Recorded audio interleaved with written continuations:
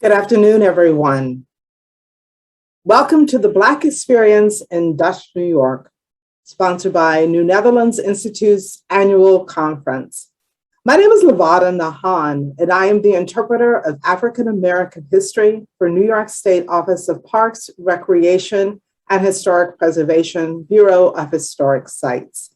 And it is my pleasure to be your host and the moderator for today's program.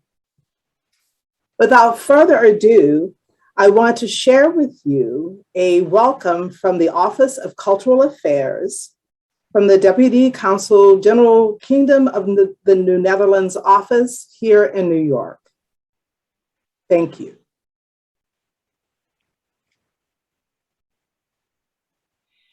Hello, and thank you for joining us today. I am Barry Nieuwenhuis, Deputy Consul General for the Kingdom of the Netherlands in New York.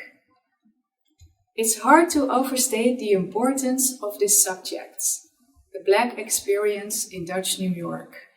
I want to thank the organizers of this conference for bringing together such a distinguished panel.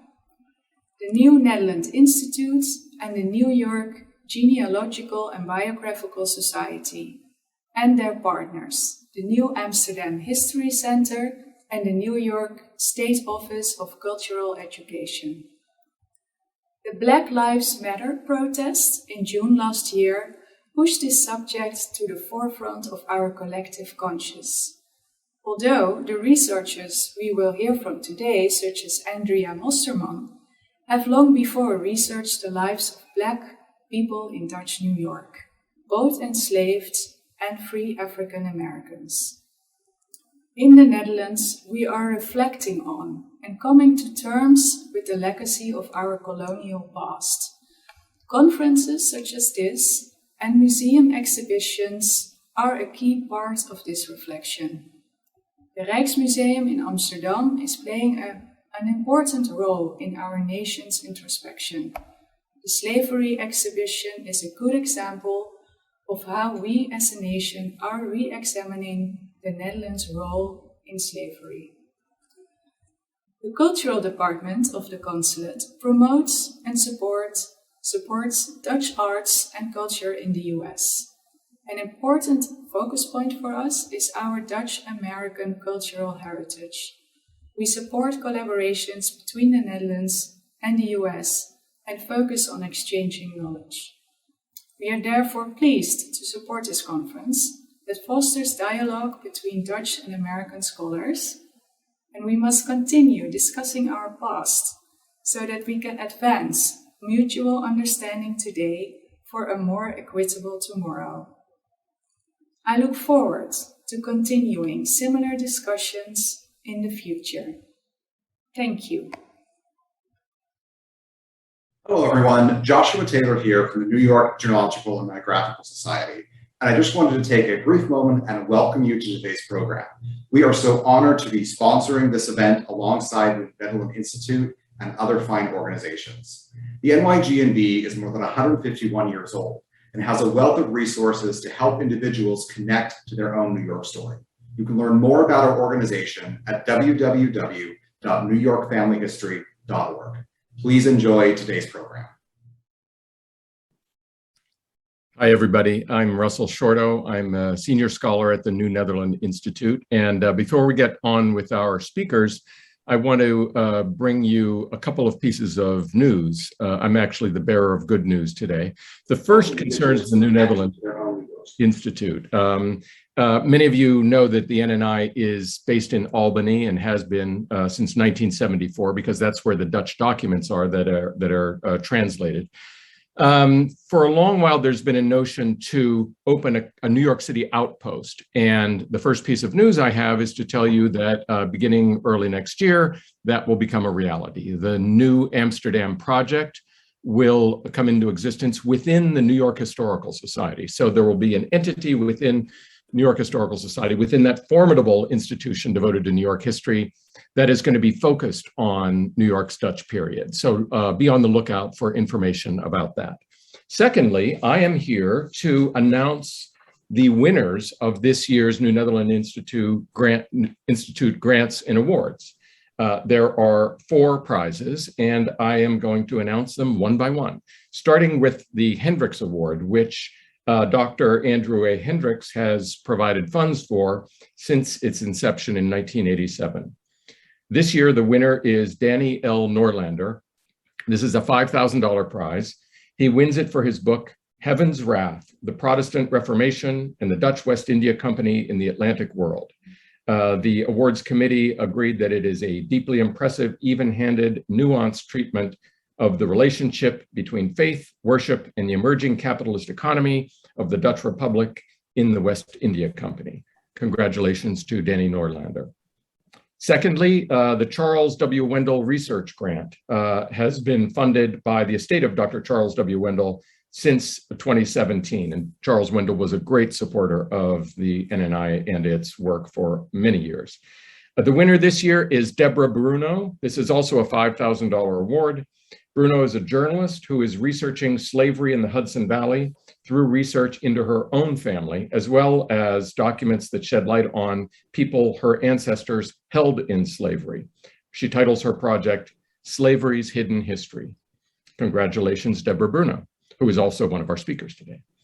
The Student Scholar in Residence grant is awarded to Samuel Jennings. He's a historian of religion working on his dissertation at Oklahoma State University. This is the $1,000 grant for the portion of his dissertation that relates to the Dutch in North America. It examines the changing Protestant Atlantic world and the ways various Protestant traditions in North America thought about Mary, the mother of Jesus, both as Catholic devotion and within their own traditions. Congratulations, Samuel Jennings. Finally, the Clegg and Carol Van Slyke Article Prize, which since 2014 has been supported by Sandy Lazo. This year, there are 2 winners, Dennis Micah and Susanna Shaw Romney. This is a $1,000 prize. Dennis Micah wins for his article, To Experiment with a Parcel of Negroes, Incentive, Collaboration, and Competition in New Amsterdam's Slave Trade, published in the Journal of Early American History. The committee said that he makes an important contribution to our understanding of the slave trade in New Netherland. He offers an important corrective to the notion that the colony was a slave trading center and makes an argument about corporate-private collaboration, changing regional conditions and adaptation. And the committee notes that his article will become the main text on the subject for decades to come. Susanna Shaw Romney wins for her article, Rhetoric Angola, 17th Century Manhattan, in the volume As If She Were Free, a collective biography of women and emancipation in the Americas. Romney manages to tell the story of Rhetoric Angola by placing her life within the broader context of slavery in New York. As such, the committee said the article presents a powerful and thoughtful overview of one person's efforts to navigate enslavement in New Netherland and claim her freedom in various ways. The committee called it a tour de force. Congratulations to Susanna Shaw Romney, Dennis Micah, and all the other winners. Over to you, Lavada. Thank you, Russell. I'm very excited about today's program. With the publishing of Andrea Mosterman's new book, Spaces of Enslavement, we add another vital resource to the small but growing canon of material covering not only the New Netherland period, but the colonial culture of Dutch New Yorkers and the Africans they held in bondage. Ms. Mosterman completed her PhD at Boston University, specializes in Atlantic and early American history. In her work, she explores the multifaceted dimensions of slavery, the slave trade, and cross-cultural contact in the Dutch Atlantic and early America, with a special emphasis of New York. She has published a number of works in various journals, including the Journal of African History and Early American Studies. And she curated the digital exhibit, Slavery in New Netherland, for New Netherland Institute. And I ask that you please join me in welcoming Andrea Mosterman. Good afternoon, everybody. Thank you so much for having me. I'm glad you're able to join us this afternoon. Thank you, Lavada, for the introduction. Of course, many thanks to the New Netherland Institute and the New York Genealogical and Biographical Society for actually organizing this event. I'm very excited that we'll have a chance to actually look more closely at the lives of free and enslaved Black New Yorkers today. And I will be focusing my talk on the 18th century and the early 19th century. But I do also, I would also be happy to discuss the 17th century or the Dutch colonial period if you have any questions about that. So during the Q&A, and I know that later on today, Nicole Maskill and Jaap Jacobs will also be discussing that, but I'd also be happy to address any questions you might have about that later. So I'd like to start my talk with Maison des Esclaves in Senegal, on Gorée Island, just off the coast of Dakar. I visited here in July of 2010, and at the time I'd been working on the history of slavery for really close to a decade already. But this particular visit really changed the way I thought about slavery and kind of how to research slavery. This is the House of Slaves. It was one of the places that there's many along the coast of Africa where people were held before they were shipped to various parts of the Atlantic. So this is the first place oftentimes on these Atlantic coasts where men, women, children, oftentimes stripped down, large groups of people held in these small spaces that you can see on these images. So you see on the left, the front of the Maison des Esclaves. In the center image, you see one of those spaces where enslaved men were held before they were transported to various other spaces. And on the right, you see me at the door of no return, as it's oftentimes referred to, the last passageway before enslaved people were transported elsewhere.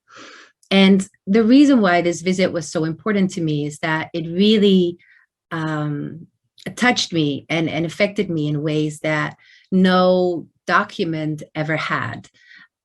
Just entering these spaces actually made me physically sick. And it made me think about spaces in general, and in the case of New York, spaces of enslavement more intently. So it had a huge impact on me because when I returned to Boston at the time, finished my dissertation, and then worked on the book, I made it an effort to actually visit the spaces of enslavement in New York, whether these were garret spaces, cellars, public spaces that were important to enslaved people in New York. And actually visiting those places helped me kind of think about slavery in New York differently.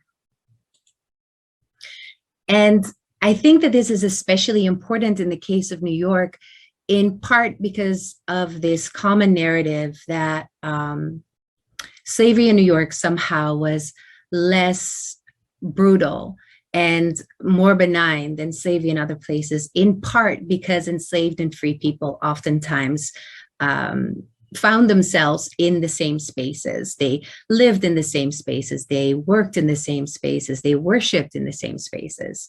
And this is what brings me to James Fenimore Cooper, who wrote about this as well in Satan's Toe or the Little Page manuscripts. Of course, this is one of his novels, semi-autobiographical, published in 1845. And he wrote that New York never had slaves on the system of the Southern planters or in gangs of hundreds to labor in the fields under overseers and who lived apart in cabins of their own. But our system of slavery was strictly domestic, the Negro almost invariably living under the same roof with the master, or if his habitation was detached, as certainly sometimes happened, it was still near at hand, leaving both races as parts of a common family. This idea that somehow slavery in New York was different from slavery in the South, and that it was more humane, was very influential. And not just James Fenimore Cooper wrote about this. This actually is a reoccurring theme in a lot of literature, as well as in history writing, and really up until recently. It is also evident in depictions of slavery, like this one of John Heaton. It's the Van Bergen overmantel, which was from the 1730s. And you can now view it at the Fenimore Art Museum in Cooperstown. It's also, part of this is also the cover of my book. And you can see here this depiction of the Van Bergen farmhouse with enslaved and free people, indigenous people, visitors to the home, various animals, all in this same space. And it looks quite quaint the way it is depicted. You can see in some of the close-ups, there's here an enslaved woman who is feeding chickens. There's various people here on horses, a cow. In this image, we see an enslaved man right here and also here in the front. There's the what probably is the Van Bergen family, the master and mistress of the home, somebody who's arriving to bring goods, probably milk. So it's a very quaint depiction of what life at this particular Dutch American home would have looked like. But the question then is, was this really true? Was it really true that slavery in Dutch New York somehow was different or more benign, as Cooper and others have suggested? Was it different from slavery in the plantation societies of the South? Did enslaved and free New Yorkers really live in same or similar spaces? And finally, did physical closeness really mean that enslaved and free New Yorkers were like one family, or in some ways had some emotionally strong ties and feelings for each other? These are the three questions that I want to focus on in the rest of my talk, to really examine this long-standing myth, as I would call it, that had existed and has influenced in how we think about slavery for such a long time. So I want to start with slavery and how it compared to plantation societies of the South. Oftentimes when we think about slavery in what today is the United States, we think of the large plantations of the South, places like Georgia, South Carolina.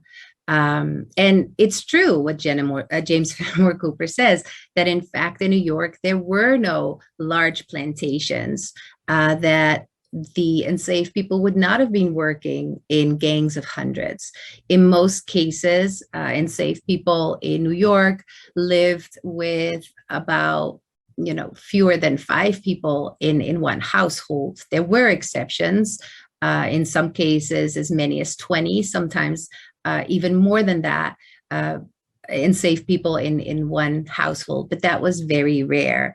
And so in most cases, that would not have been the case.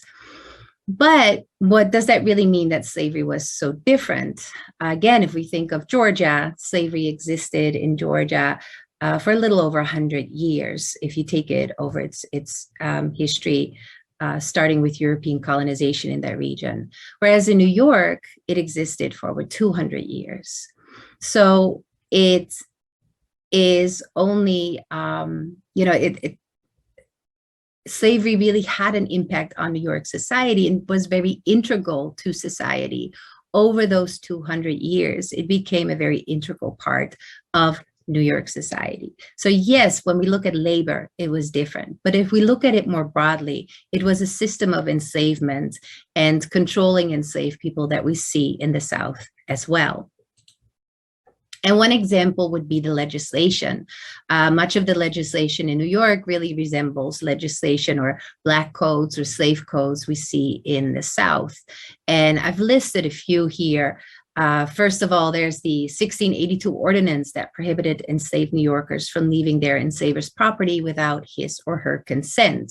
So that meant that an enslaved person always needed to show that they actually were legitimately in public spaces.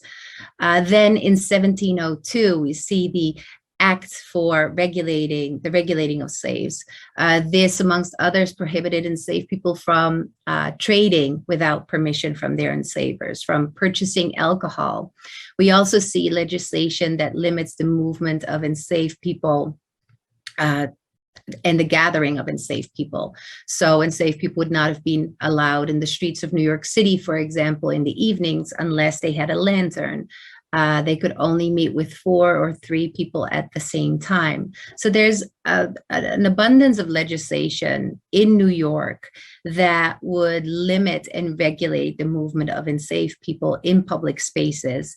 And much of that really resembled what we see in the plantation South.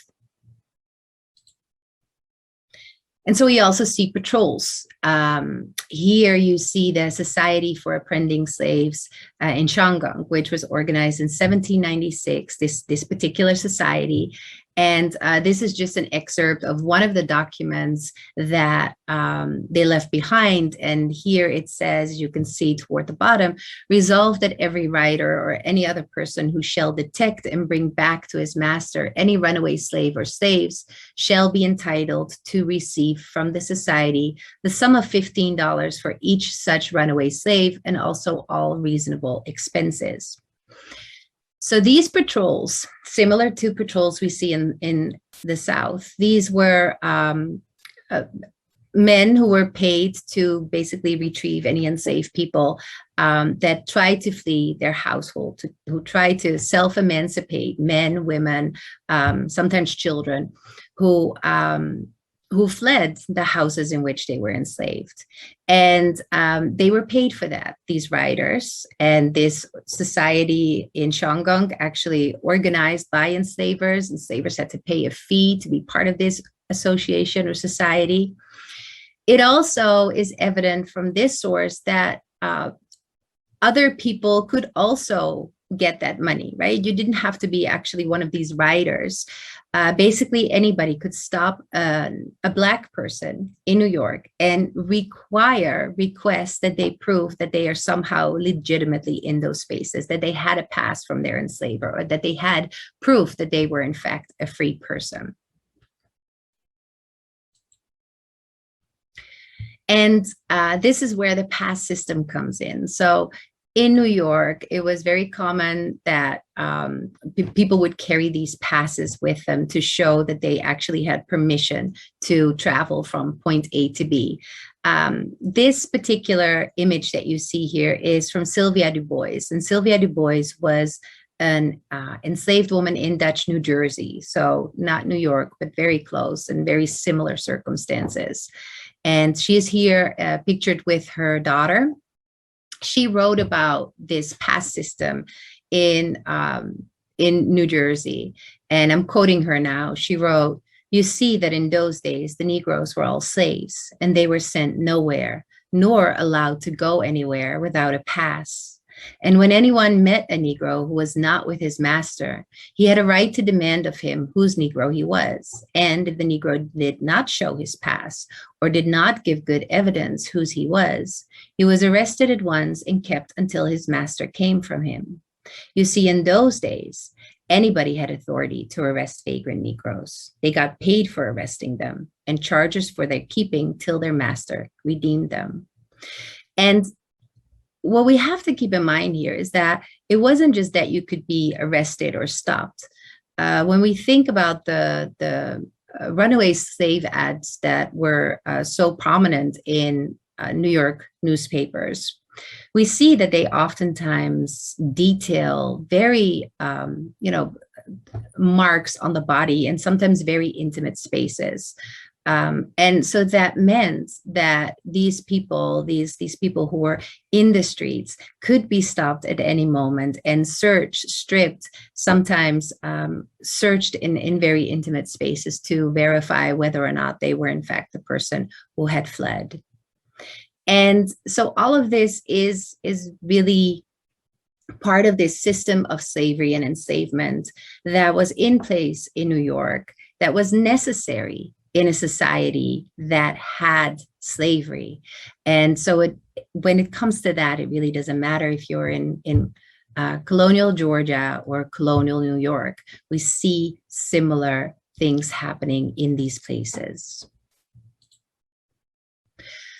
So let's move to the next question then.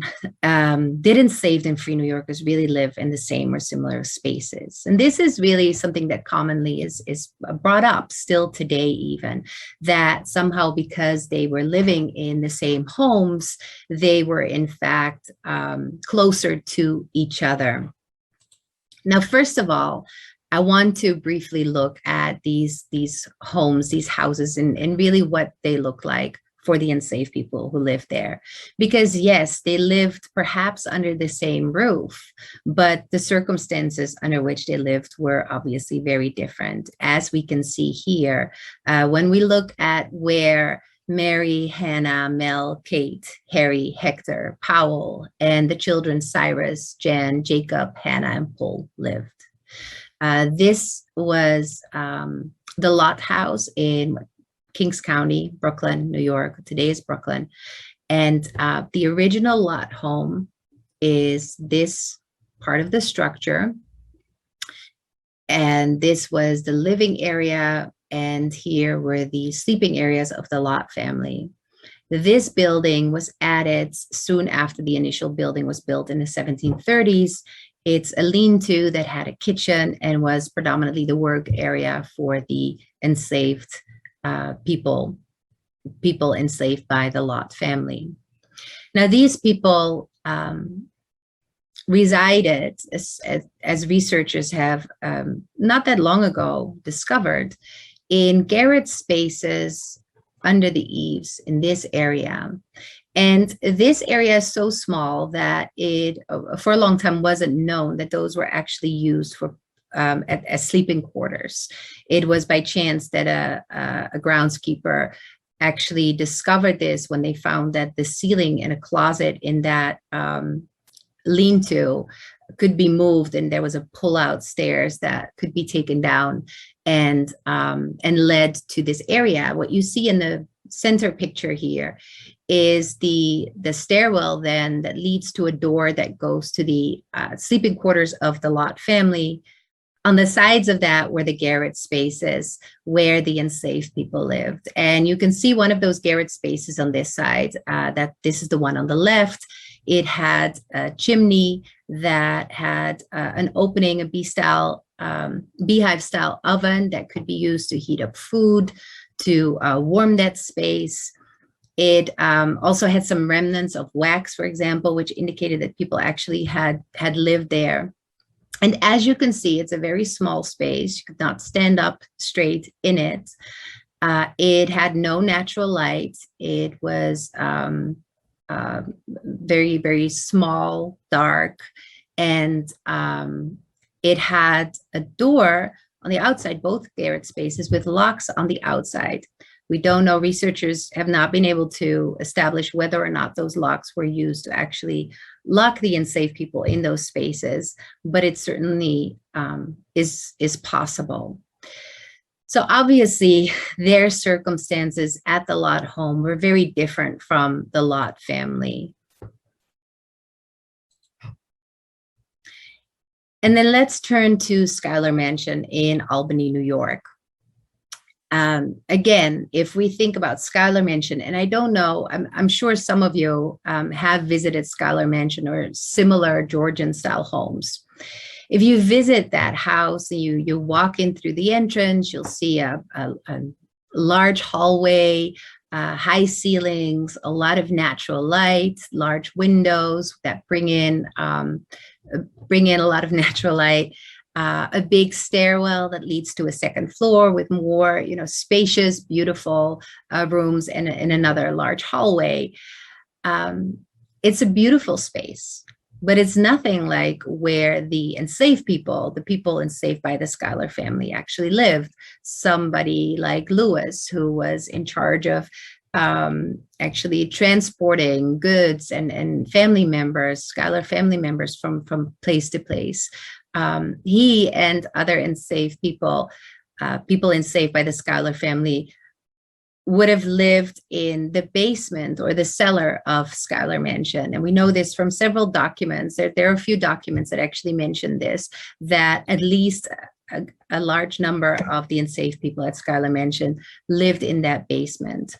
And the only entry point to that basement was actually in the back here.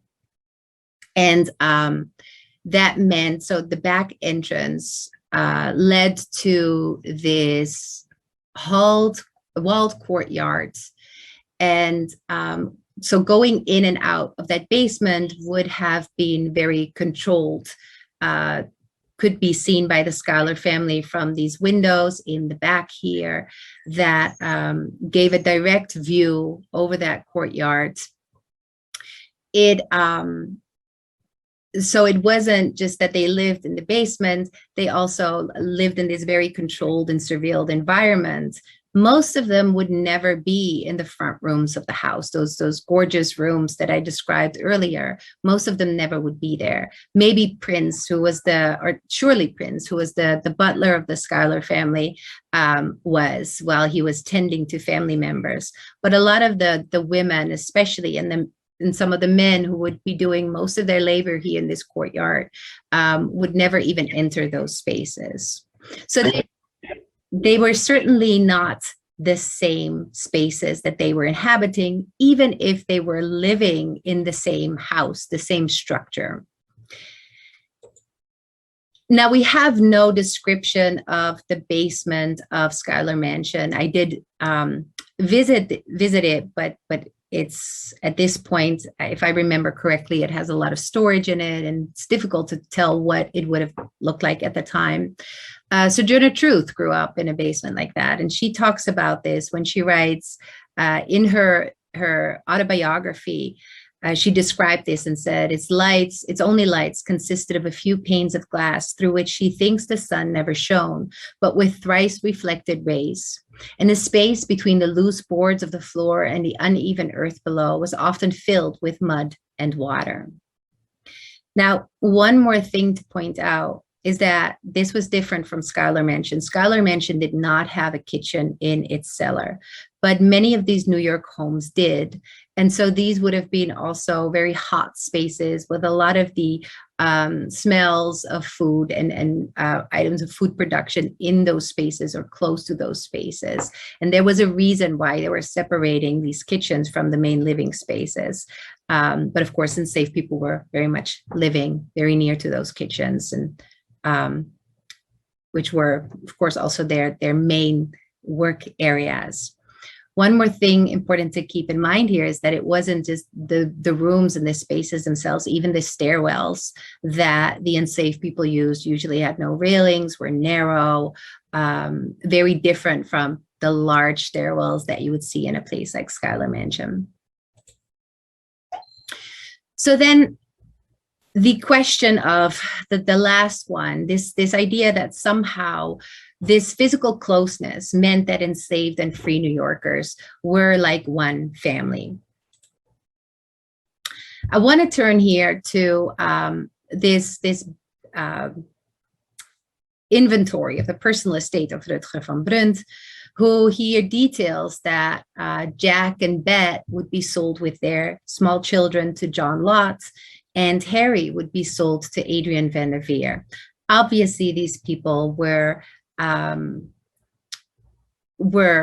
sold away from where they lived, right? They were not treated as family, they were rather treated as property.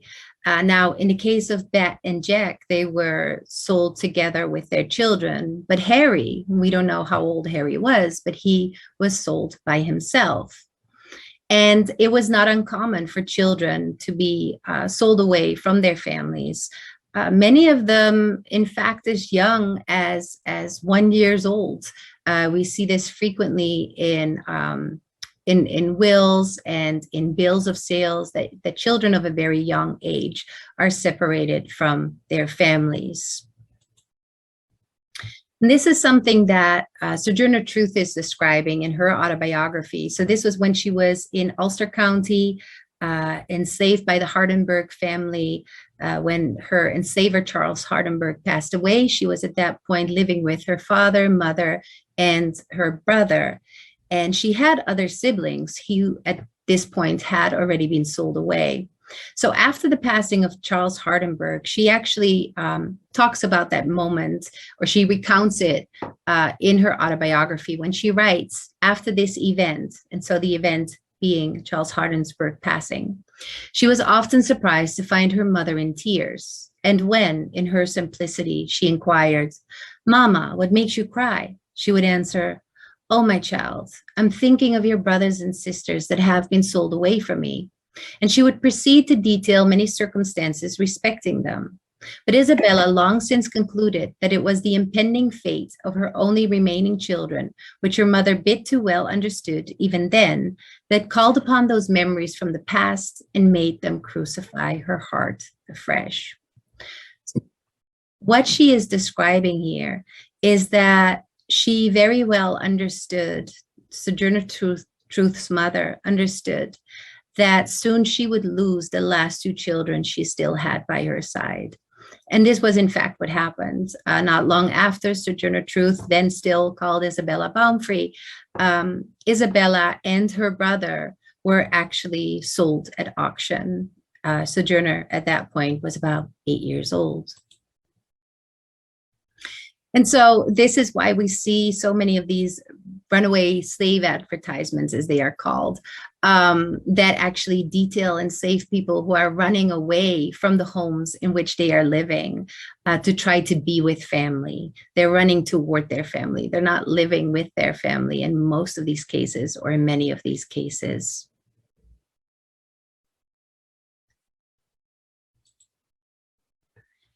And when we think about the broader context and the ways in which white New Yorkers discussed or described enslaved people or Black people, it's hard to really imagine them envisioning these men, women, and children as part of their family.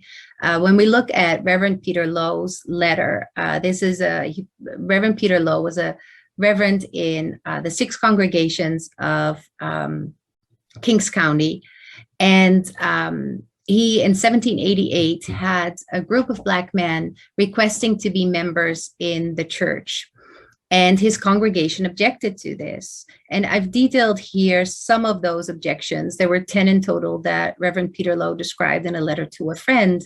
As you can see, the ones here, one of them was that these people would have no souls. Another objection was that they were accursed of God.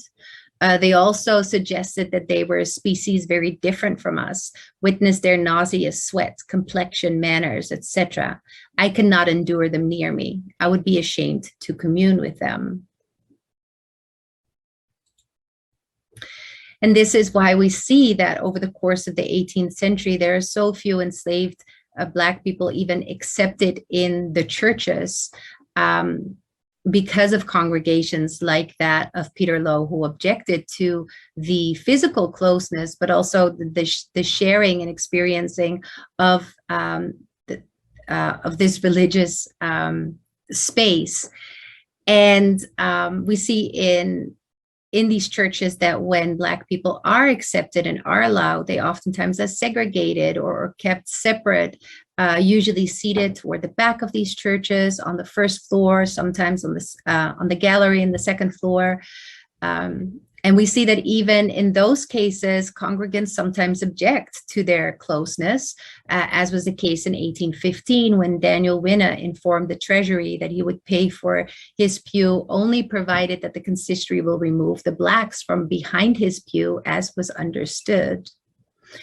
It wasn't just the physical separation. We also see that Black congregants usually were not allowed at the table at the time of communion, but rather had to wait after white congregants had their communion. And we see the same thing in the cemeteries. So in most of the cemeteries of these Dutch Reformed churches, enslaved people were not buried there. It's very rare that we see enslaved people being buried in these Dutch Reformed church cemeteries. And it was the same in family cemeteries. So Schuyler Flats, for example, there's the separate burial ground for the enslaved people because they were not allowed in the same burial ground as the Schuyler family. And that was the case was mostly the case. It was very rare that we actually would see them buried along the family with which they lived. And this brings me to Maria Lowe, the mother of Peter Lowe, whom I mentioned earlier, because she wrote a letter about an enslaved man that ran away. She had known this man as part of her family since she was a child. She actually had inherited him from her father.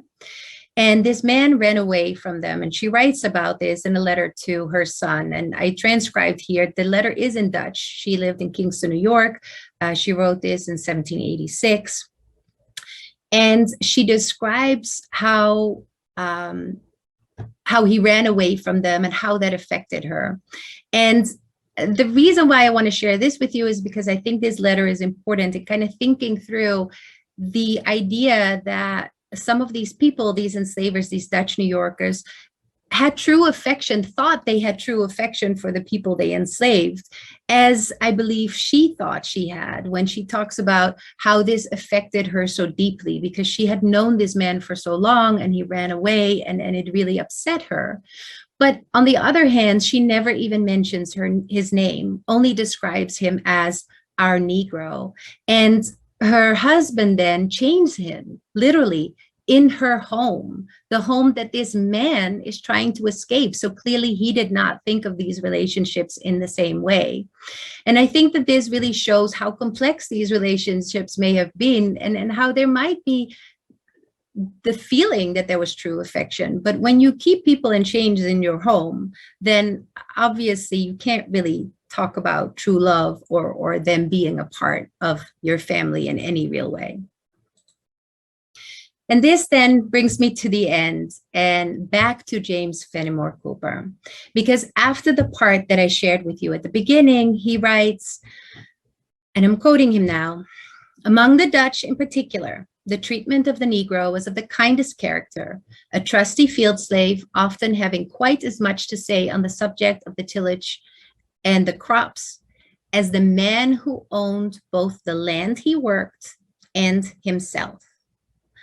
As the man who owned both the land he worked and himself. And that, I think, is so telling, and really the core of slavery, of course, is that people are considered property. People are commodified. And that is the same whether you were in New York or whether you were in Georgia or South Carolina. In a system of slavery, you strip people of their freedom, of their right to be with their family, their right to have choices, everything. They are turned into property. And that is what makes slavery in New York really no different from slavery elsewhere. Thank you so much. I look forward to the Q&A. Wow, that was a wonderful presentation, Andrea. Thank you so very much. I want to start by saying I really enjoyed your book. You gave me, after 20 years of running between various sources, a single document that I can just hand off to people and say, just go read this book. But I do have a couple of questions. I'm going to limit mine to one because we have a number from the audience. But for as much as I enjoyed it, I have to say, even with all of your pushing back, even with all of your making us aware of what the laws were, particularly, using this great system of spatial analysis, I want to ask, why have you chosen to not go all the way? Why are you choosing to lean on that traditional definition of what a slave society is and not name New York what, for me, it was a slave society? That's first of all, thank you. And thank you for reading my book. It is great to be able to have this conversation. I mean, that's a great question, an important question. And it's not something that actually I decided one way or another. So I don't necessarily would say that it's not a slave society. But when we go back to some of the more traditional definitions of what a slave society is, then those definitions really look at it as it being the heart of the economics, and really the basis that slavery and the labor of enslaved people is the basis of the labor force. And I'm not saying that you could not make that argument, although I think it's a harder argument to make. That's simply not the research that I did, though. I am not a numbers person, so I did not really analyze the economic aspects of it so much. I know that there is somebody actually currently working on it, Michael Dauma, and he might actually, be able to, by crunching those numbers, be able to make that argument. But as somebody who's much more of a cultural and social historian, I did not feel comfortable actually making an economic argument. And I think that definition is very much an economic argument to make. So we have several questions from the audience, and thank you for that. I'll ponder that a bit more.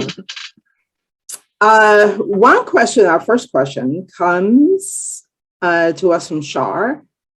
Could the speakers talk about the role of the Phillips family in the trade of enslavement? Frederick Phillips I said that he made most of his money around enslaved people. And I'm going to let you start because I'm actually working on a new exhibit for that house. So what are your thoughts on the Phillips family?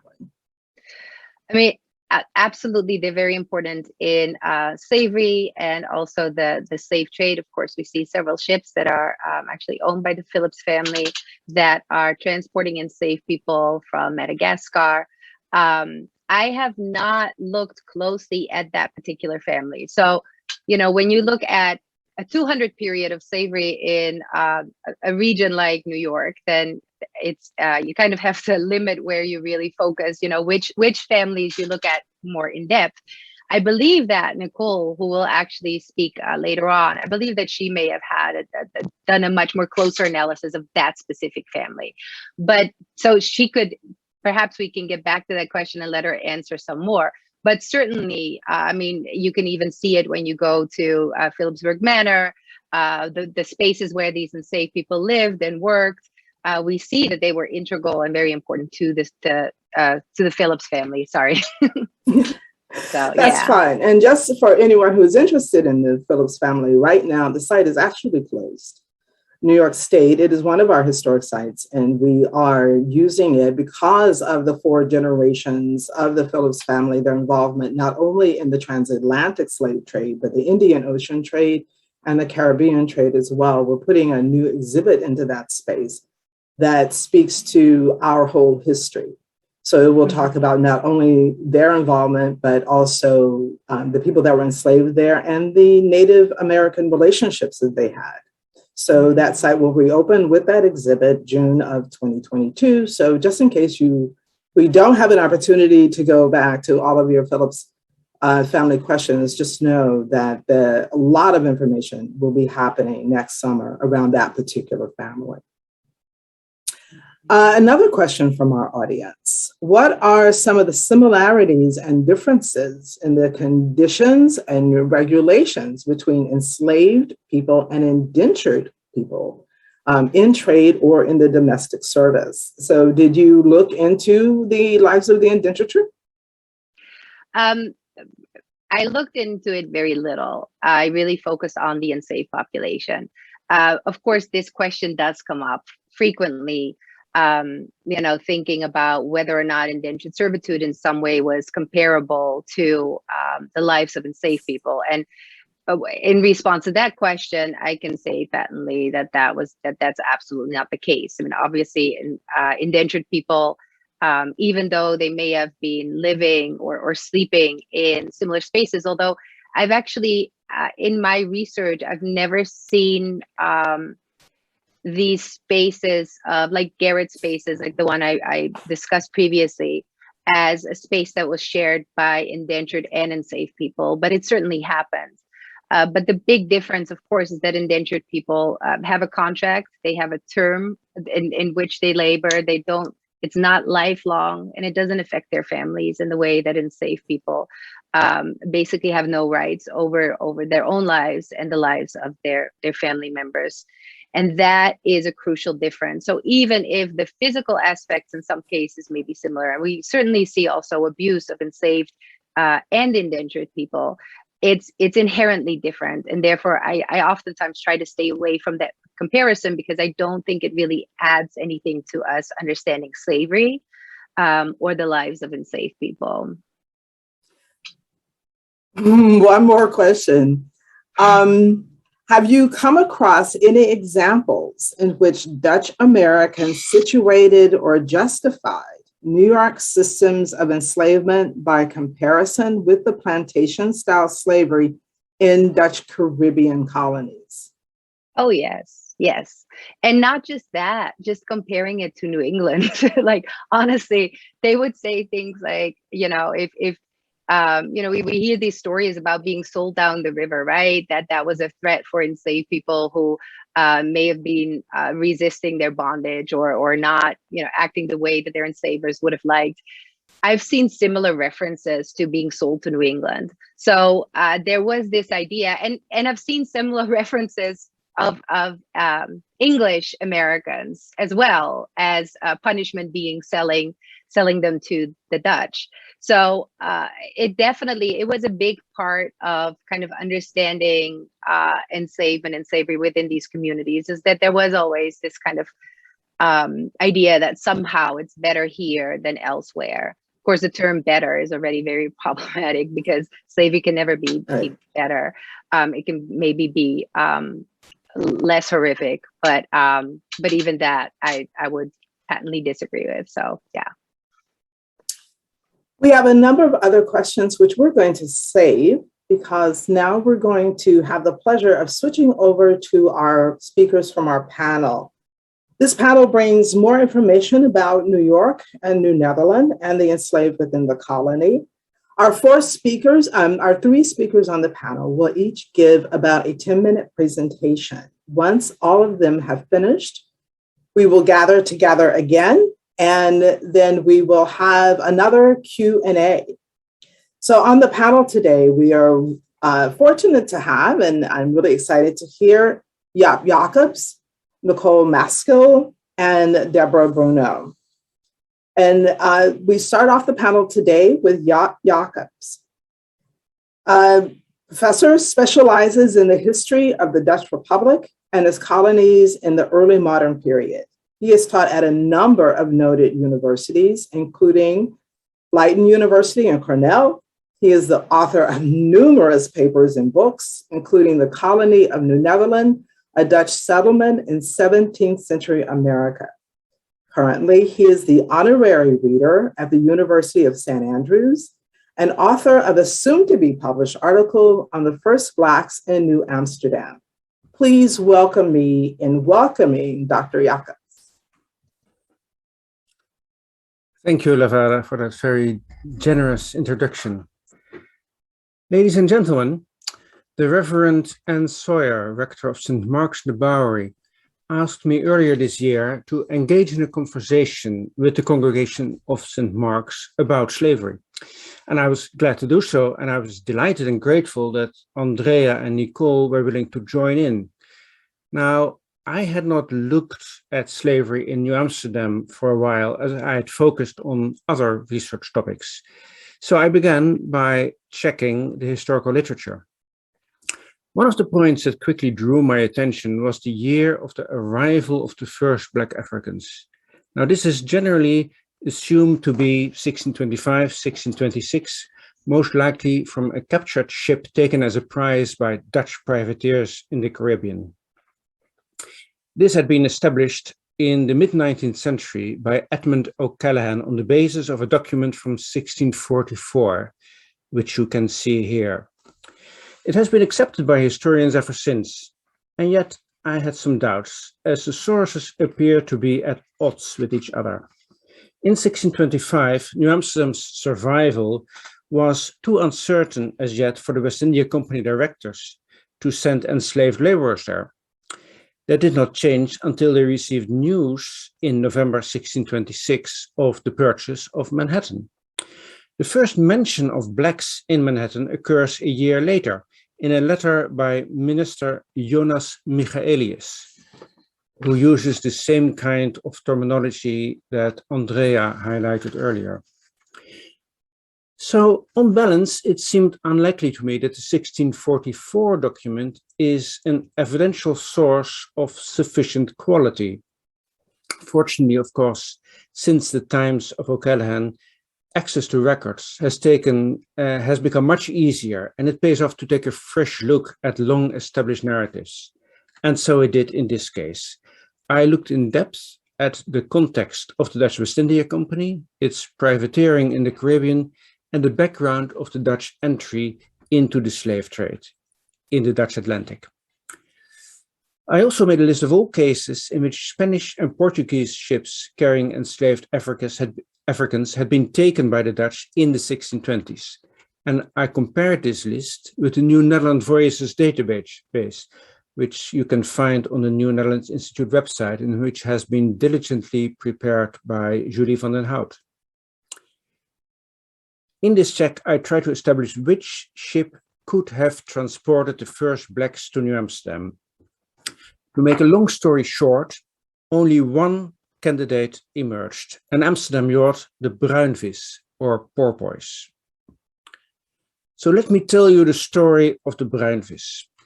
This was one of the yachts that the Amsterdam Chamber of the West India Company sent out in 1627. During the early summer, the Bruinvis, with two other Amsterdam yachts and several Zeeland ships, engaged in privateering in the Caribbean.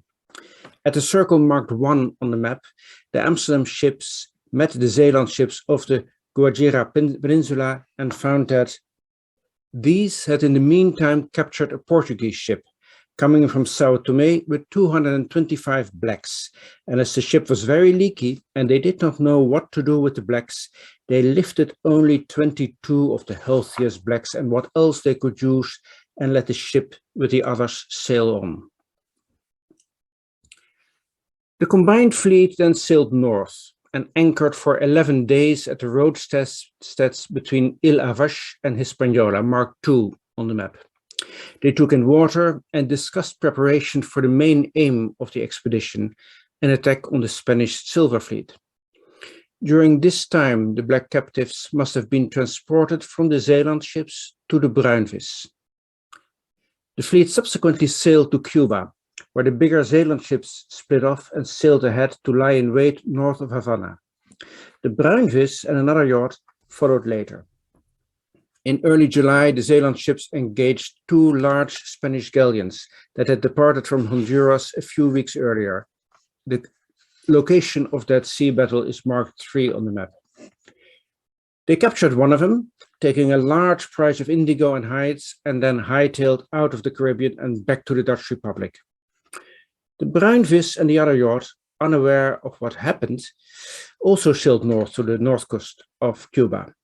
They lost contact with each other one night at the location marked 4, and the Bruinvis sailed north. Finally, as Johannes de Laat writes, this yacht sailed along the coast of Florida to New Netherland and anchored in the mouth of the North River on the 29th of August.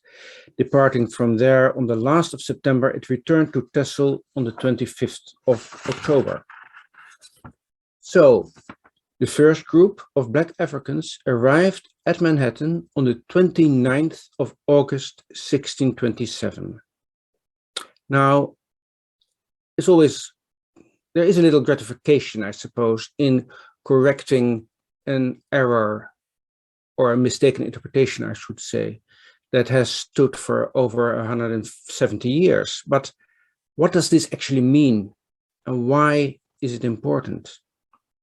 First, it means we can pinpoint their arrival to the day and thus mark the starting point of the black community in Manhattan. Perhaps this is something to commemorate, but that is not up to me. Second, the context is important. The Dutch authorities at Manhattan were completely unprepared for the arrival of the group. They had not been forewarned. It wasn't planned. And in these early days of Dutch involvement in the slave trade, they did not have a clear idea what to do. And that provides an explanation for the subsequent events. These 20-odd Africans arriving in 1627 were the only blacks in New Netherland for a long time. 2 more arrived in 1636 and a further group came with the ship Tamandare in 1646. By this time, the Dutch had taken over the Portuguese slave depots at Elmina and Luanda in Angola in order to supply the sugar plantations in Dutch Brazil with enslaved labor. So, when 5 blacks from New Netherland traveled to Amsterdam in 1635 to request payment of their salaries, they must have been members of this group. Later sources appear to indicate that they were also collectively granted land on Manhattan. That's the plot that is indicated on the 1639 Manhattan map, and that they obtained legal rights. So what was their status? Now, in the catalogue accompanying the recent slavery exhibition in Amsterdam, in the Amsterdam Rijksmuseum, it is stated that there is no such thing as mild slavery. The author of that article points out that the enslaved had no rights whatsoever and could not own property. If we accept that definition, which is based on a general assessment of over 3 centuries of slavery, then the conclusion must be that the first blacks on Manhattan were not, in fact, enslaved. Rather, their status appears to have been that of bonded laborers, similar to forms of servitude common in Europe in medieval times. The terminology of the 1644 half-freedom document corroborates that. The word dienstbaarheid, which is used here, has a far wider meaning than just slavery, which is rarely used in early documents. Dienstbaarheid includes connotations to bonded labor and forms of serfdom, which is why it is best translated as servitude. Finding appropriate comparative material that sheds new light on the use of the term in 1644 is something that I'm currently working on. There is, for instance, and I was only made aware of this this week by Dennis Maika, a 1649 document that actually uses the term captiviteit, which is captivity, which again has a slightly different meaning. So words really matter in a situation like this. So this later information on the experience of the first group of blacks points out that the institution of slavery did not arrive in New Amsterdam in fully fledged form in 1627. Rather, slavery shows a gradual development as it was cumulatively subjected to different influences. Initially, Iberian examples provided the Dutch with the impetus to use black labor. As there was no established legal framework for slavery in the Dutch Atlantic world, the authorities in New Netherland improvised, using regular employment practices, including the payment of salaries, as well as elements drawn from the medieval practices of serfdom.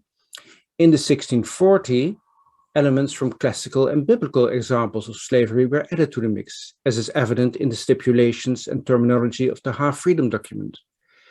As they arrived so early, the first group of blacks on Manhattan were able to carve out and to a major extent maintain a position that with hindsight was exceptional. But whether we regard them from our regardless of whether we from our modern perspective choose to label them enslaved, bonded laborers or half-free, they held the lowest status of all in the emerging colony of New Netherland, on account of the color of their skin. Thank you. Thank you, Jaap. Wow, that's a lot to take in. I look forward to the panel and us discussing your work. Next, it is my pleasure to introduce you to Nicole Maskell. She is an assistant professor of history at the University of South Carolina.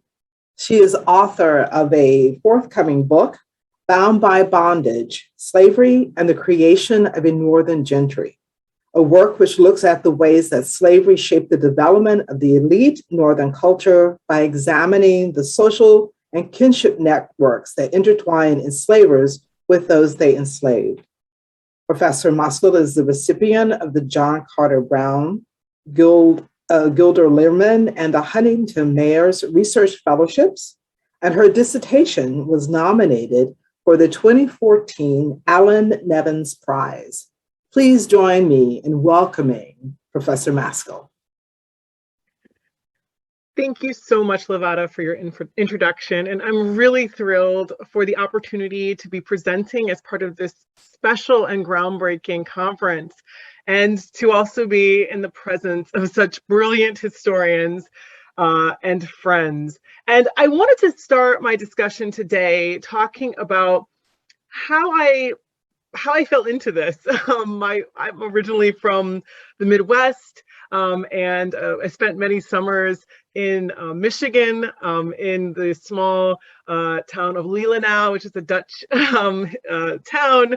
And it was always something that I was interested in, but it wasn't until I met my now husband and his family in the Hudson Valley that I really got interested in this history of the Hudson Valley, of New York and Lower Manhattan. They also have, they came to and settled in Queens.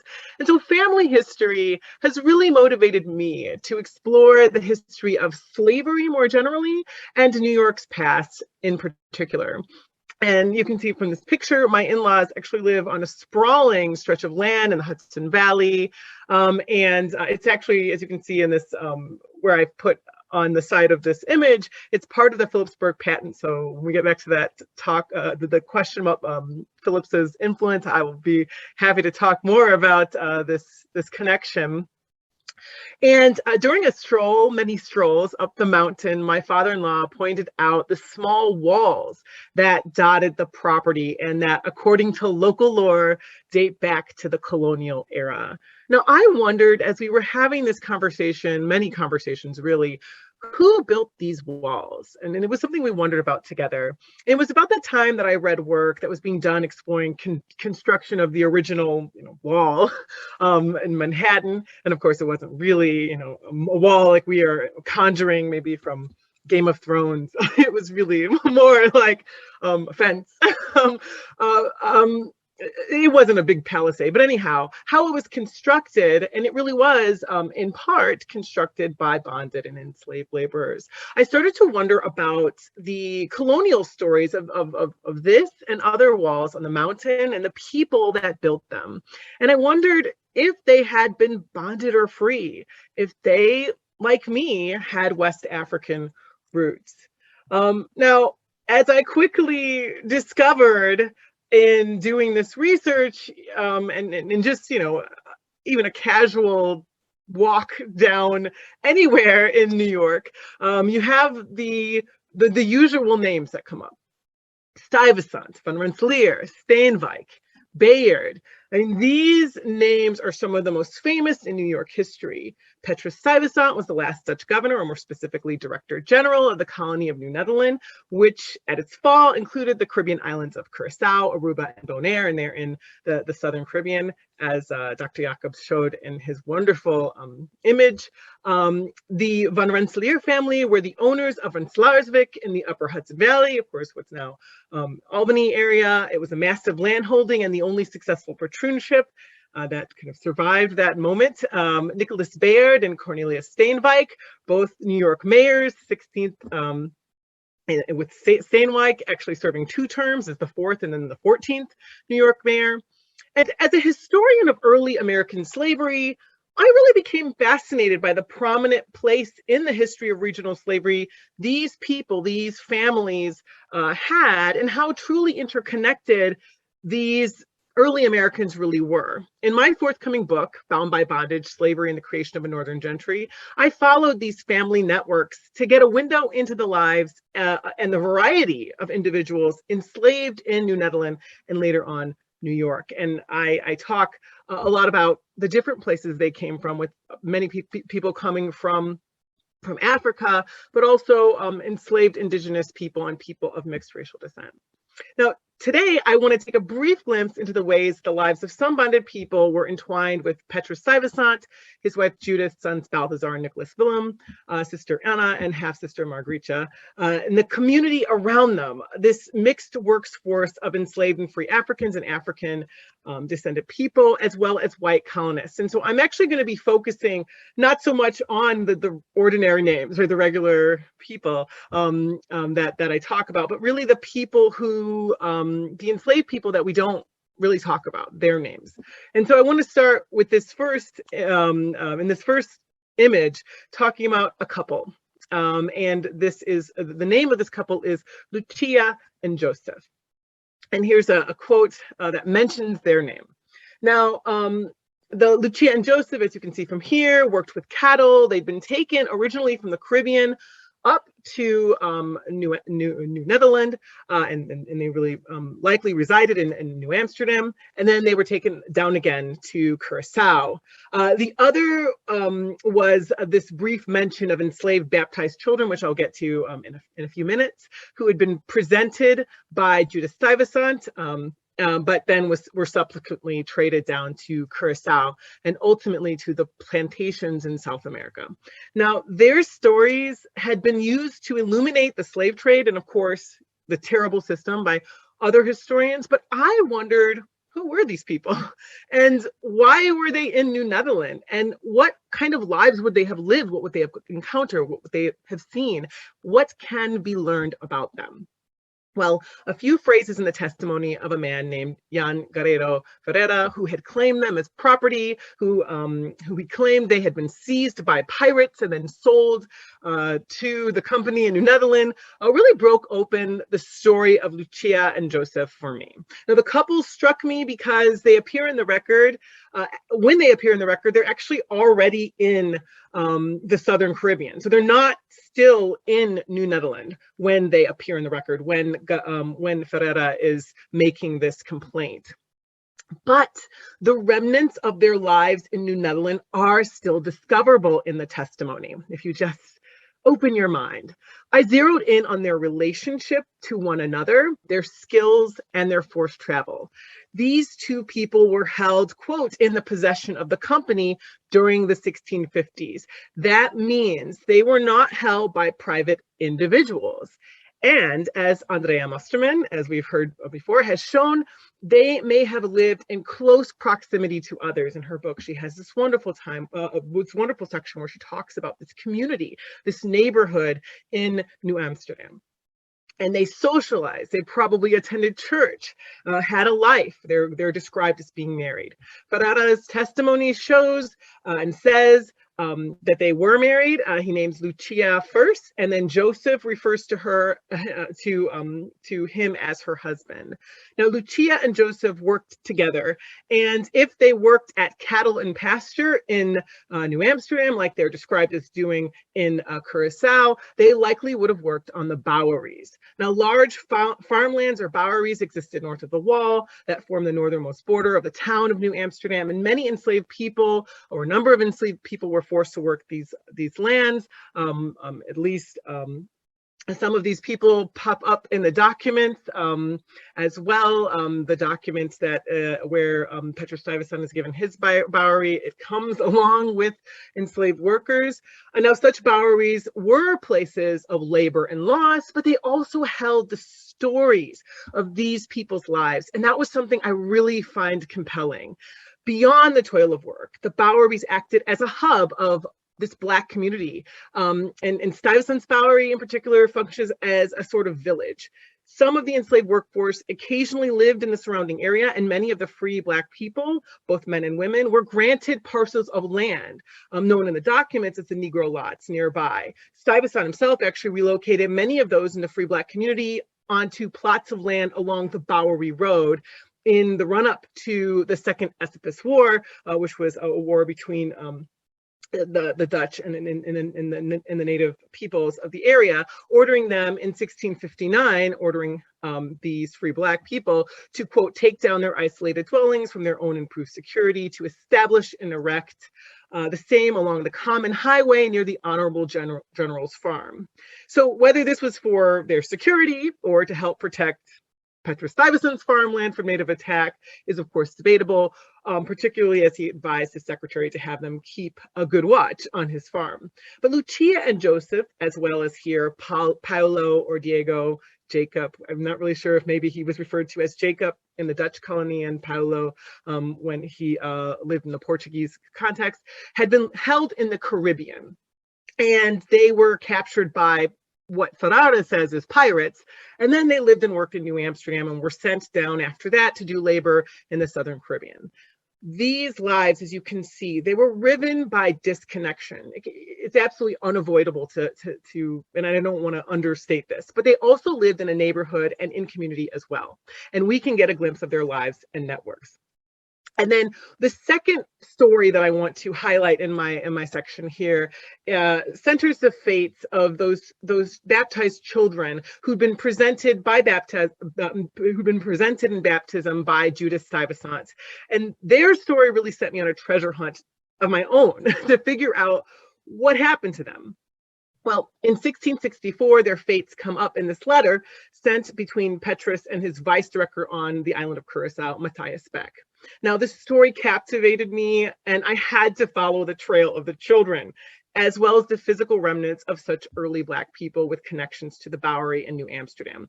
So I left out of New Jersey on a direct flight to Willemstad, Curacao, and I'm not a happy flyer. I'm a very nervous flyer, so this was really, truly an adventure for me. The year that the mention of the loss appears in the record is the same year that the vice director of Curacao, Matthias Beck, also mentions that the Stuyvesant's eldest son, Balthazar, was being set up on the island of Curacao. And I wondered why the group was sent down in the first place, which was perhaps to labor on the land of the island, much like Lucia and Joseph had.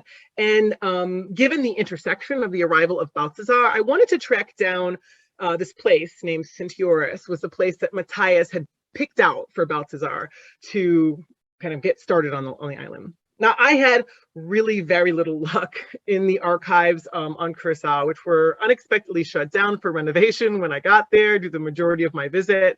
And it was actually due to temperature and moisture control problems that were affecting the documents. And that just shows you a little bit about some of the difficulties, right, in keeping these documents in a tropical environment. I really was about to give up, I just have to admit, when I decided to get my head out of the archives and go for a little tour of this beautiful island.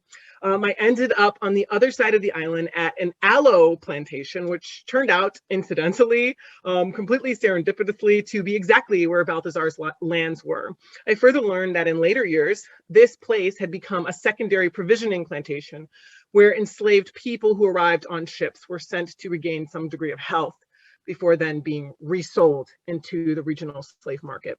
As Wim Klooster argues in The Dutch Moment, this continued state of warfare shaped Dutch colonial ideas of empire, and Matthias Beck's statements about this lost enslaved people actually directly follows a paragraph where he details English actions against Dutch possessions in Cabo Verde and their plans to attack Dutch coastal forts along Guinea. So I want to end just talking about how this affected me and affects my research. I really do still think about these children, about their lives, about the violence of their story and the limits of what can be known about them. I think of Lucia, Joseph, Diego, and Paolo. We will never know where they ended up, much like Matthias Beck said.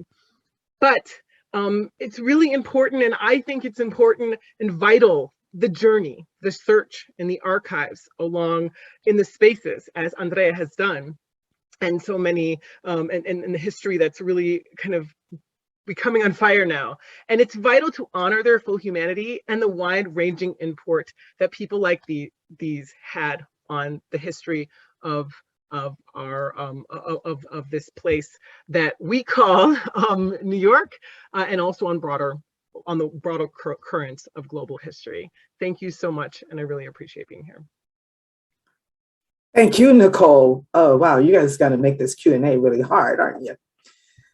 Next, it is my pleasure to introduce to everyone Deborah Bruno. So when Deborah was growing up in the Hudson River Valley, she basically knew nothing about her Dutch ancestry. Then she discovered that her mother's family had held enslaved people. That led her on a journey to learn more and to meet and befriend a woman who was descended from the enslaved community in her hometown. The Washington Post magazine article that resulted had a huge reception, and she is now writing a book, A Hudson Valley Reckoning, that expands on her article. I would also like to take this opportunity to congratulate Deborah on her New Netherland Award. So please join me in welcoming Deborah Bruno.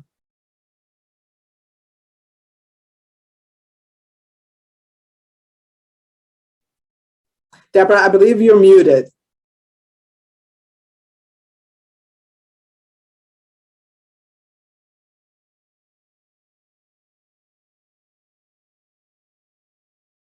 Better. Sorry about that.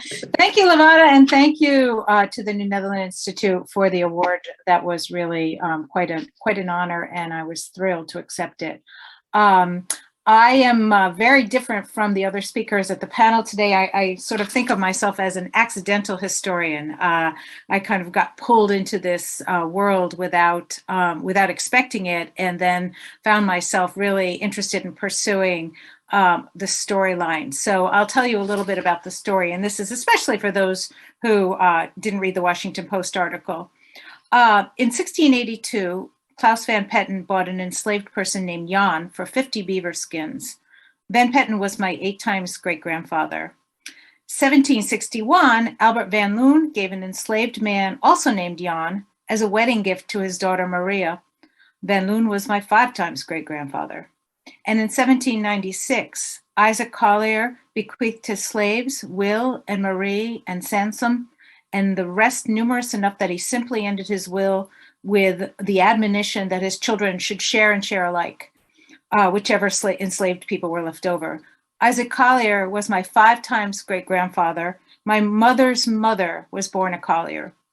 Like so many people of the South, I discovered not too long ago that I had enslavers in my family tree, more enslavers than I can count. But the shock to me in this discovery is that I'm from the North. Most of my ancestors on the Dutch side of my family were here from the very founding of New Netherland. Names many of us would recognize: Lansing, Van der Zee, Hollenbeck, Hotelling, Van Valkenburg, Van Petten, Bronk. When I came across the incontrovertible fact of these enslavers a few years ago, I had to decide what to do about it. Many people would shrug at this and argue that the past is the past, that slavery was a normal, accepted, and far more benign situation for the early inhabitants of the Hudson Valley.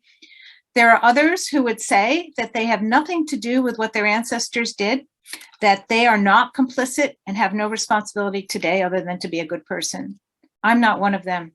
When I discovered that my ancestors enslaved people, I realized I could no longer poke around in my genealogical records as a hobby. I was, indirectly and unwillingly, complicit in a dark history. I could no longer feel superior to those racist Southerners. This is the story of what I did when I decided I needed to find out more. First, I joined an online group with a simple goal and a clunky title, and the group is called "I've Traced My Enslaved Ancestors and Their Owners." I posted a comment saying that I was a journalist looking for any information about the Hudson Valley of New York State.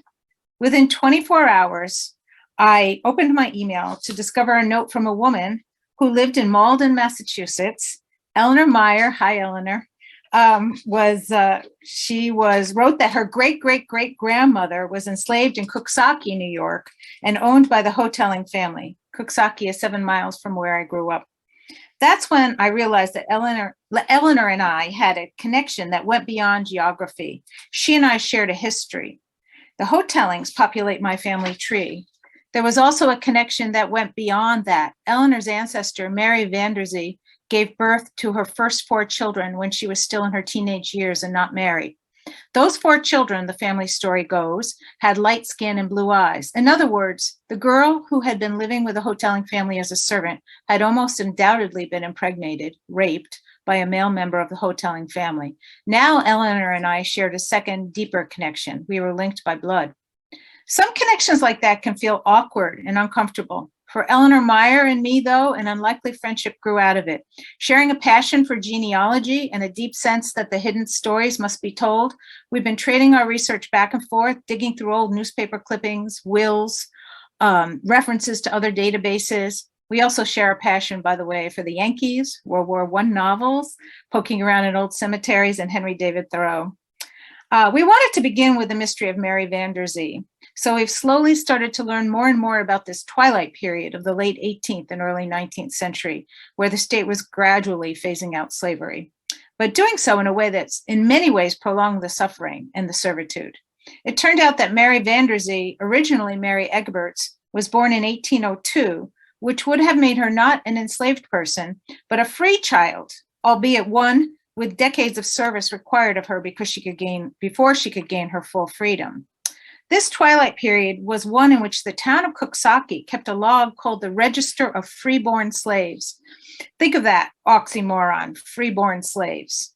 These babies' mothers, born before the magical date of July 4th, 1799, were still as enslaved as ever. The enslavers of their mothers were responsible for registering the births of these babies. Once they were registered, they were abandoned to the overseers of the poor. Since it was unlikely that any county poorhouse was going to be able to take a crop of newborns, the practical result was that the babies remained with their mothers. The owners received a maintenance fee for the infants they abandoned but retained with their enslaved mothers. The payment, as well as an emancipation that was dragged out for almost 30 years, was a compromise solution for all of the Dutch farmers who complained that a full emancipation would mean that they would lose their property.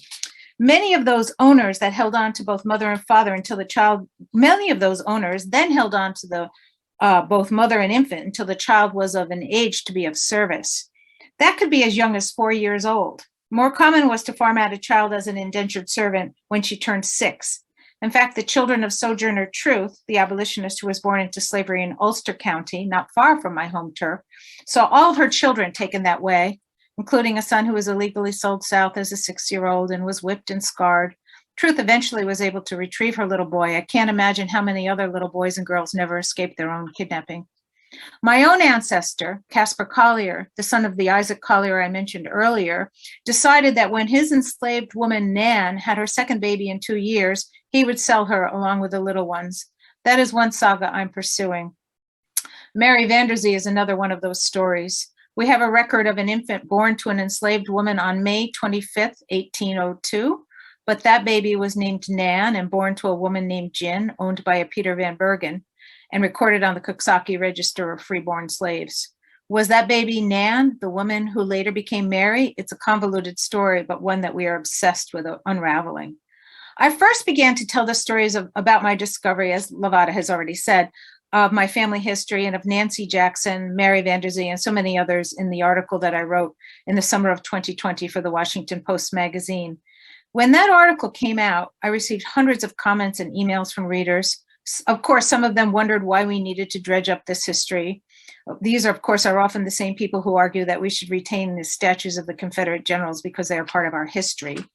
Most of the comments, however, were both positive and revealing. One woman's email was typical of many. She wrote, quote, "I assumed that none of my ancestors were enslavers. I was always comfortable with the thought that none of my ancestors ever held another human being in bondage. Reading your article opened my eyes to the possibility. I've got some research to do." To me, all of those responses indicated an awakening. It reinforced in me the belief that we need to expand our erased and whitewashed history, to tell the full story of American slavery to a larger audience, from its earliest origins in New Netherland to its terrible remnants today. I'm now working on a book that will expand my original article, as Lavada said. I'd like to reach readers who may have been taught a sanitized history, people who may or may not be as linked as I am, but who need to realize just how connected every American is to the complicated, evolving story of how we came to today. In telling this story, I hope to honor those like Mary Van der Zee and so many others who deserve a name and a place in our history. Thank you, Deborah. So I'm at this point going to welcome all of our speakers back, and we're going to gather and see if we can not spend the next 2 hours in conversation. You've all left me with a number of things to think about. I'm going to start, however, I'm going to jump to Jaap because your recent research, I'm sure, is putting a lot of people concerned and in panic as New York's abolition community was getting ready to celebrate the ending of enslavement in 2027, with the assumption that we were looking at 2025, 2026 as the arrival of those first bonded men of African descent. Holding history lightly, how are we going to get this information out? We have this article, and I guess that's the question actually I'm going to pose to all of you. You've done beautiful research. You're publishing books and articles. Deborah, the path that you walked is what a lot of people hit when they are looking at their tenant-farmer relations throughout the Hudson River Valley. And one of the things I am finding to be true is that it's not getting to the general public. It's not making its way into the classrooms. It's not making its way into the hands of interpreters or docents at historic sites around the state. So I want to pick your brain a bit and ask you, what's the best way for us to get this history to the public? And anyone's welcome to jump in. Well, I think books, for one thing, get more books out there. Maybe a book with a general readership would be helpful. I think what they're doing in Connecticut, I don't know if anyone is aware of what's going on in Connecticut with the history of slavery, where they're talking about, it's based on the German stumbling stones concept, where there are stones embedded in places to honor the enslaved. So, someone could just be out taking a walk and come across some sort of marker that talks about a person. Yeah, if I could just add, I mean, I think that, can everybody hear me? Yeah, okay, sorry. I think that there are significant efforts right now, and I think that we just need to make sure that we, as historians, are able to give the information that these sites and teachers need to actually be able to teach that history. But there's a lot of efforts to tell that story. I mean, I know that at Phillipsburg Manor, they're working very hard to do so, and they have some really great projects. The Dykeman Farmhouse, I recently participated there in a panel, and I know that they've been working very hard to get that history out. Lloyd Manor in Long Island, Nicole participated in a panel this summer, like a whole series, in trying to find ways that within these public spaces or these museums that they could tell the history of slavery. So there's a lot of efforts, I think, and there's a lot of goodwill actually in trying to make sure that we tell this history in those spaces and in the classroom. The work of Deborah, I think, is very important in kind of, opening this up to a broader public and see how it concerns all of us. This is not a history of Black New Yorkers. This is a history of all New Yorkers, and everybody needs to know and think about that history. And again, as a historian, then my job, I think, really is working with those sites and providing the history that they then can use to tell these stories. I would entirely agree with that, what Andrea just said. It's not just a New York history, it's a Dutch history as well. And to me personally, it's important that Dutch representatives in New York, but also the Dutch government, acknowledges the role that the Dutch nation has played in this history. As to my particular story, I first announced this to, I included Dennis Micah and Russell in the development of the story, and they've been helping me to put it out there as well. I gave a talk at St. Mark's on the 29th of August, specifically chosen that date to make this announcement because it's important to them as well. And Andrea and Nicole have participated in the conversation there as well. So, and this panel is part of that. So there will be for what I'm doing, there will be an article, and I'm always willing to speak to any organization. And it's become much easier now for the last 1.5 years for bad reasons, but it's one of the fine results of COVID that actually we are much more accustomed to giving talks like these.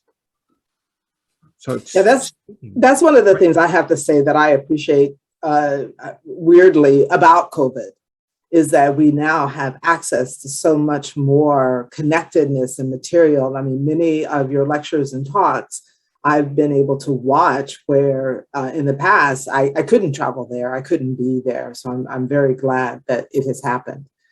Nicole, I do want to jump back to the Phillips Manor, Upper Patton. So what's got you going there? Well, I was always interested in the Phillips family. I was one of those people who, and now it's Halloween, so I think it's really apropos to say I was very interested in ghost stories and very kind of creeped out about the Headless Horseman story my whole life, even as a young child, being very scared. And when I started dating my now husband, I noticed there was a lot of low ground fog, and his house is in this, like, as you can see, this kind of sprawling place. And I'm like, oh, this is kind of creepy. It kind of reminds me of the Legends of Sleepy Hollow. He's like, well, it's right down the street. I was like, no, it isn't. And he's like, of course it is. So we went there, and there was a reenactment. You know, they have this Halloween spectacular. And during this reenactment, they actually had Black people playing ghosts, playing the fiddle and doing different things. And it really got me thinking about this history and how, and the Phillips family's place in it, and Black history and the enslaved history, and how this is all part of this, and kind of the haunting of America in that way.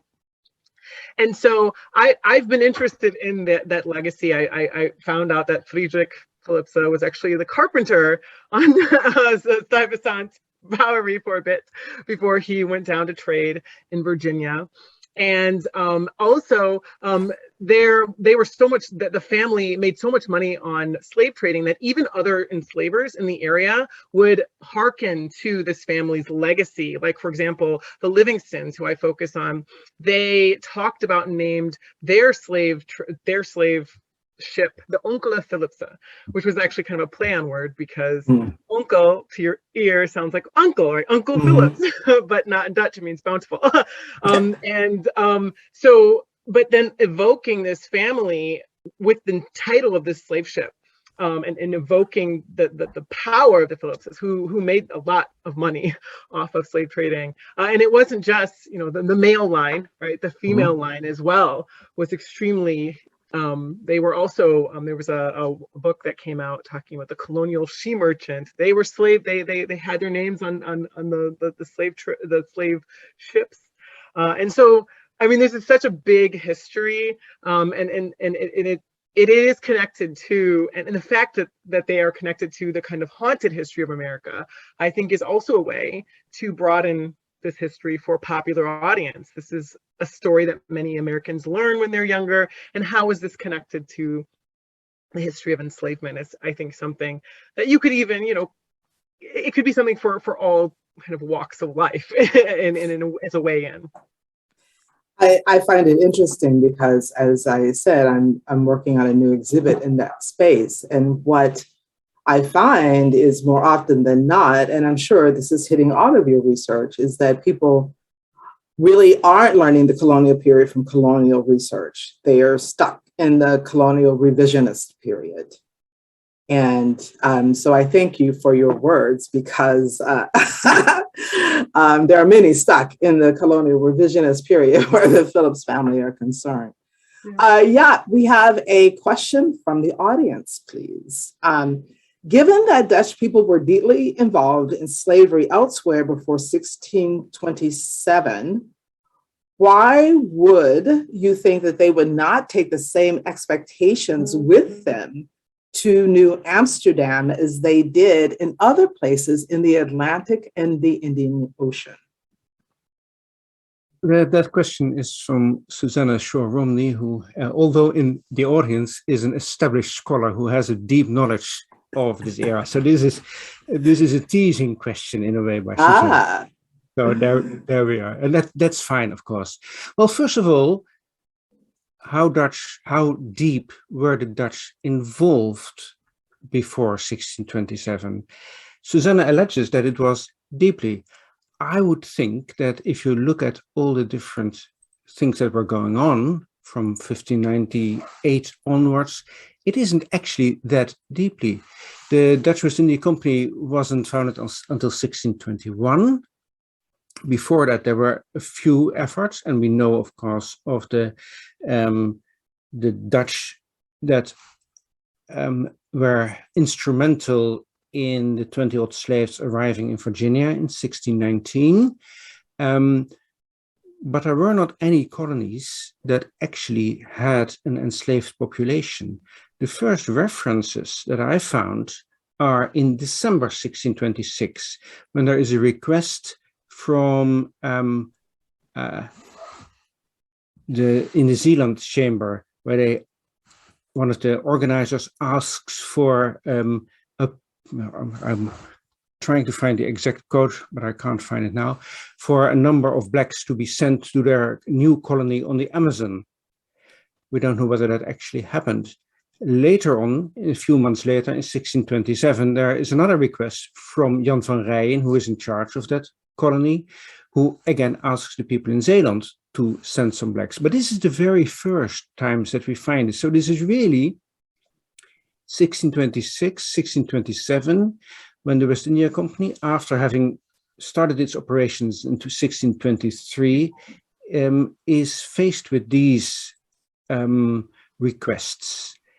At that point, there was no established way of doing something like that. And that is obvious also from the book by Johannes de Laat. There are many cases, I found at least 10, in which the Dutch privateering ships in the Caribbean or off Brazil captured a ship with enslaved blacks coming mostly from Angola, Portuguese ships. But usually they don't know what to do with them. They don't know how useful these are. So what they try to do at some point is sell them to the closest Spanish colony, sort of, we've ransomed your slaves. Do you want them back? And of course they don't.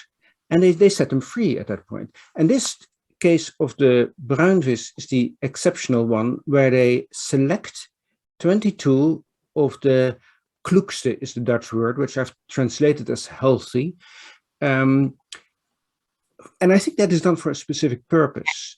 The combination of the Amsterdam flotilla and the Zeeland flotilla only came about after the Zeeland ships had been to the Oyapock River, where they had started a colony.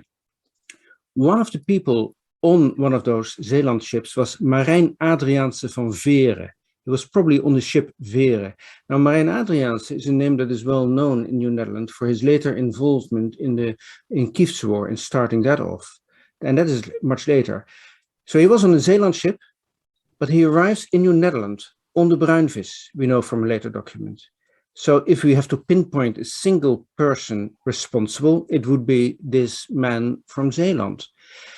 I think the plan was not to take these 22 captives to New Amsterdam, but to the Oyapock River. The flotilla, the combined flotilla, after taking these ships, tacked against the tide at the coast of Venezuela for 11 days to try to get east, but the stream was just too forceful. So with the events that happened afterwards, it was purely accidental that this group ended up in New Amsterdam.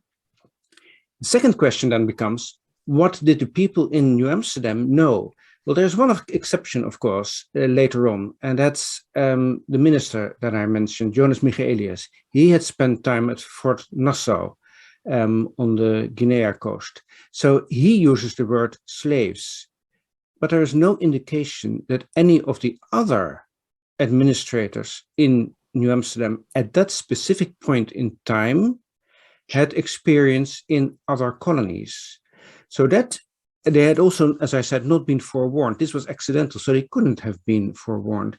And that, to my mind, explains why they took a decision to make this a kind of bonded labor with slaves, with salary involved. There are, for their later status, at least two other explanations offered in the past, and Andrea will know about this, of course. These are Linda Haywood and John Thornton, who suggest that the fact that these people were baptized may have played a role. I think that is a possibility, but there's no indication that the Dutch were actually aware of it. And the baptism that had been done in Angola was a Catholic baptism, which was, in the eyes of stern Calvinists, almost perfunctory. For the 1630s, Willem Vrijhof has suggested that under Dominee Bogaerts, there was a more convivial idea of society that also may have played a role. But I've been looking specifically at the status and the legal aspects of that status. What spurred on those legal aspects is a different question. So I don't think that the two premises in Susanna's question are properly founded. And I'm perfectly willing, Susanna, because you're listening, to discuss this further. So, Andrea, you would like to tag on to that? I do. I really would like to respond. I greatly respect Jaap and his research, and I know he's a meticulous researcher, but there's just some things I absolutely disagree on this. And so I think it's important to at least, to have opened that conversation, right? Okay. One of the things is that I'm really curious about, Jaap, is that the document that you shared, right, of the men who were given or who obtained half freedom in 1644, you use that document to show that there's no reference to slavery in it, yet those same men 3 years earlier were put on trial and referred to as slaves of the company, actually in the document itself. I think it's important that we kind of, include those documents. In the same case, the Wingbones map of 1639 refers to the quarter of the company's slaves. Now, when we look at the earlier history, as you just described, the Dutch were already very much involved in slavery and the slave trade, right? Now, if we just limit it to the West India Company, I mean, if we include the East India Company, then we can talk about extensive use of enslaved labor already in the East Indies. But if we look at just the Atlantic and we just look at the West India Company or the Dutch in the Atlantic, one of the documents that stands out to me that comes to my mind is the document that I discovered at the National Archives concerning the Battle of Mbumbi, which was taking place in West Central Africa in 1622, when the Dutch were actually trying to take over the slave trade from the Portuguese in that region. And they are talking there, the King of Congo is promising the Dutch, I think it's 20,000, if not more, enslaved people to be exported from Luanda on a yearly basis. And the Dutch were incredibly interested in this. The only reason that it did not happen is by the time they actually got that correspondence, that offer did not stand anymore. At least, too much time had passed.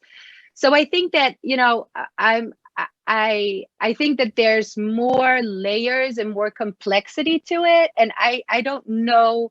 At this point, I'm not convinced with your argument of the 1627, but I'm looking forward to learning more about it, and who knows, maybe I will be. And just to add to this, those same men who in 1644 are becoming half free, in the document it's referred to that they had in fact been working for the company for 18 to 19 years, right?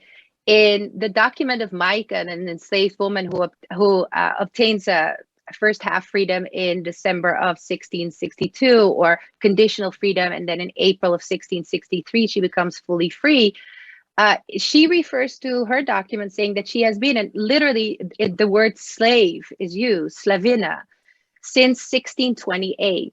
So all of those documents, at least if we trace that back, means that since 1626, perhaps not in New Netherlands, this is possible. And I think Susanna Shaw Romney makes that same argument in her work, that it is possible that these people were enslaved elsewhere in the Dutch Atlantic and then brought to New Netherlands.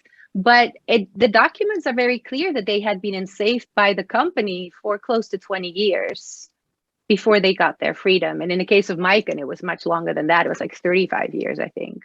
So just throwing that out there, because I think it is an important part, as we expand this conversation. And we should expand it. So just a couple of points. You're absolutely right about the terminology, and that's for 1641. I agree. Again, I think that there is a changeover happening, probably starting at the 1640s, and the transformation picking up speed subsequently. So actually, I think the 1641 document about the murder on Jan Primero points out how much liberty of movement they had to actually do something like that. This must have taken place at the kwartier van de Compagnies Zwarten. Now note, it's not, as you said, slaves, it's Zwarten. And while later on the words become synonymous, I am not convinced that it was already like that in the 1630s. As to your point relating to the Congo, I think that is valid, but we have to look at how this knowledge was then transmitted and how, as Susanna actually asked, what knowledge the people in New Netherlands in 1627 had of such things. So that is a relevant thing as well.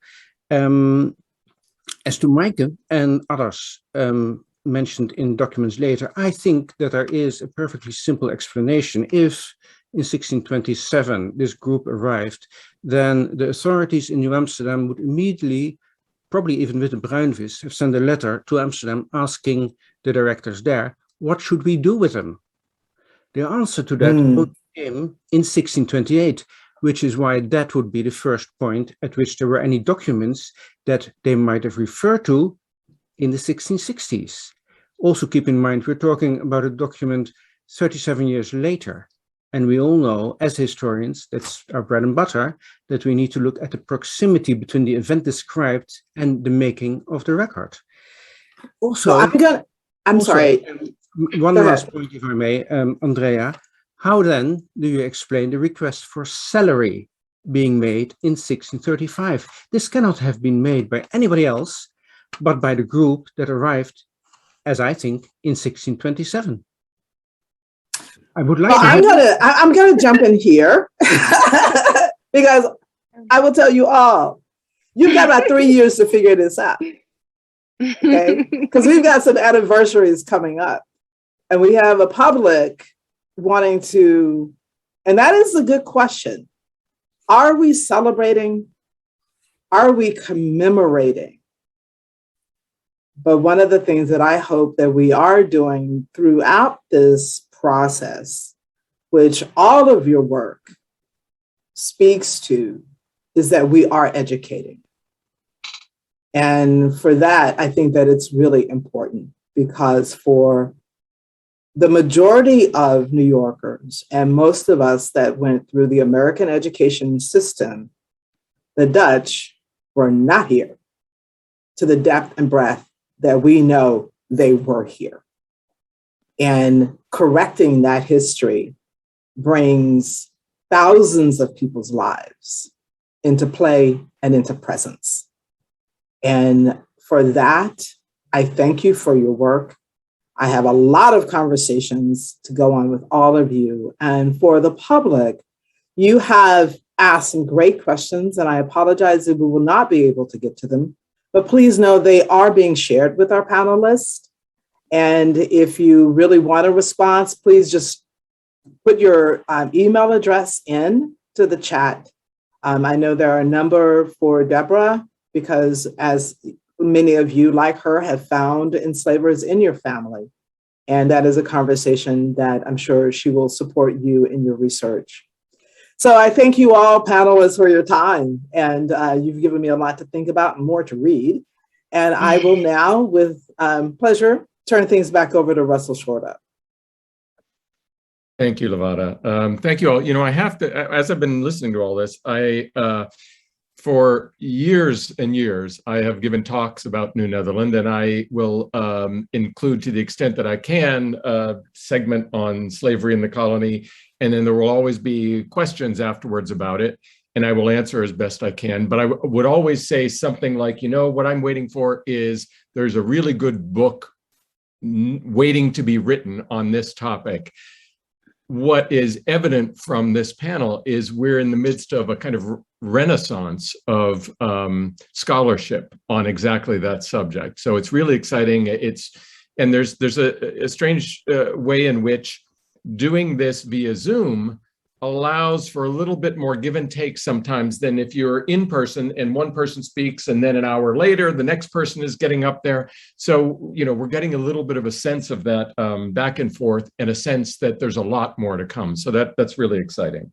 All right, on behalf of the New Netherland Institute and the New York Genealogical and Biographical Society, I want to thank everyone. Thank you to Dutch Culture USA and the Dutch Consulate in New York for providing partial funding for this event.